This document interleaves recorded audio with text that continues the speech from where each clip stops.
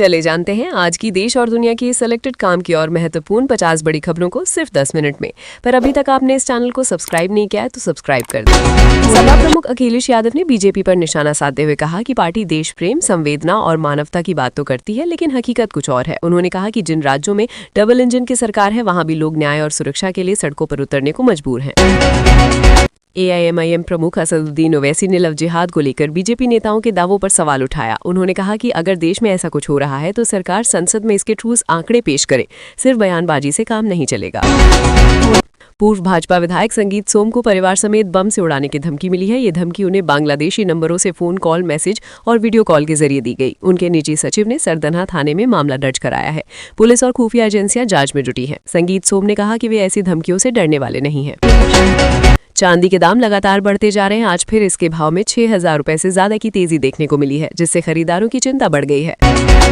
सरकार ने गेहूं के न्यूनतम समर्थन मूल्य में 160 रुपए प्रति क्विंटल की बढ़ोतरी की है। अब गेहूं का MSP 2,585 रुपए हो गया है। इससे किसानों की आमदनी बढ़ेगी और उनकी लागत निकलने में मदद मिलेगी। विंध्याचल मंडल में गेहूं की खरीद 1 मार्च से 15 जून तक होगी। मुख्यमंत्री योगी आदित्यनाथ ने पुलिस भर्ती की तैयारी कर रही युवाओं को बड़ी राहत दी है। यूपी पुलिस और जेल विभाग की सीधी भर्ती में 32,679 पदों के लिए आयु सीमा में 3 वर्ष की छूट दी गई है। प्रधानमंत्री आवास योजना ग्रामीण के तहत पिछले साल हुए सेल्फ सर्वे में बड़ी संख्या में आवेदन संदिग्ध पाए गए हैं। AI ने तस्वीरों के आधार पर इन्हें पकड़ा। कोरम ब्लॉक में 16,800 आवेदनों में से करीब 4,800 संदिग्ध बताए गए हैं। अब इनका सत्यापन हो रहा है और अपात्र पाए जाने पर नाम सूची से हटाए जाएंगे। लव जिहाद के आंकड़े दिखाने की ओवैसी की मांग पर बीजेपी विधायक भावना बोहरा ने पलटवार किया। उन्होंने कहा कि ओवैसी गलत धारणाएं फैलाने में माहिर है और ये उनकी पुरानी आदत है। गृहमंत्री अमित शाह ने तमिलनाडु की मौजूदा सरकार पर भ्रष्टाचार का आरोप लगाया। उन्होंने कहा कि ये देश की सबसे भ्रष्ट सरकार है और इसने अपने चुनावी वादों में से बहुत कम ही पूरे किए हैं। मौलाना शहाबुद्दीन रिजवी ने अखिलेश यादव पर भी तंज कसते हुए कहा कि आज योगी राज में गुंडागर्दी खत्म हो चुकी है। अपराधी या तो जेल में हैं या प्रदेश छोड़कर भाग गए हैं। KTR ने राहुल गांधी पर तीखा हमला करते हुए कहा कि उन्होंने अशोकनगर के चौराहे पर 2 लाख नौकरियों का वादा किया था, जो पूरा नहीं हुआ। हिमाचल प्रदेश भाजपा अध्यक्ष डॉक्टर राजीव बिंदल ने कांग्रेस सरकार पर युवाओं को ठगने का आरोप लगाया। उन्होंने कहा कि चुनाव से पहले 1 लाख सरकारी नौकरियों और 5 लाख रोजगार का वादा किया गया था, लेकिन 3 साल में एक भी पक्की नौकरी नहीं मिली। उनका कहना है कि सरकार ने 1.5 लाख पद खत्म कर दिए, जिससे युवा नाराज हैं और आने वाले चुनाव में सरकार को सबक सिखाने का मन बना चुके हैं। शिवराज सिंह चौहान ने कांग्रेस के मनरेगा बचाओ आंदोलन को भ्रष्टाचार बचाओ आंदोलन बताया। उन्होंने कहा कि कांग्रेस को ग्राम, काम और राम से ही दिक्कत है। शिवराज ने मनरेगा में फर्जी हाजिरी और भ्रष्टाचार के कई मामलों का जिक्र किया और बताया कि इस योजना से जुड़ी 10 लाख से ज्यादा शिकायतें आई हैं। उन्होंने कांग्रेस से देश को गुमराह न करने की अपील की और ग्रामीण विकास पर मोदी सरकार के खर्च की तुलना UPA सरकार से की। बीजेपी के राष्ट्रीय महामंत्री अरुण सिंह ने कहा कि राहुल गांधी पूरी तरह फेल हो चुके हैं और केंद्र सरकार महात्मा गांधी के सपनों को पूरा करने की दिशा में काम कर रही है।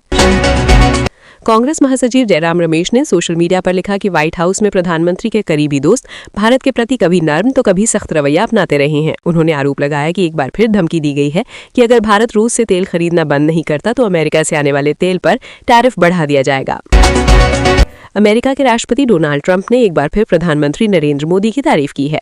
उन्होंने मोदी को अच्छा व्यक्ति बताते हुए उनके नेतृत्व की सराहना की। पूर्णिया से निर्दलीय सांसद पप्पू यादव ने चुनाव आयोग पर गंभीर आरोप लगाए हैं। उन्होंने कहा कि चुनाव आयोग हिटलर की तरह काम कर रहा है और लोकतंत्र को कमजोर किया जा रहा है।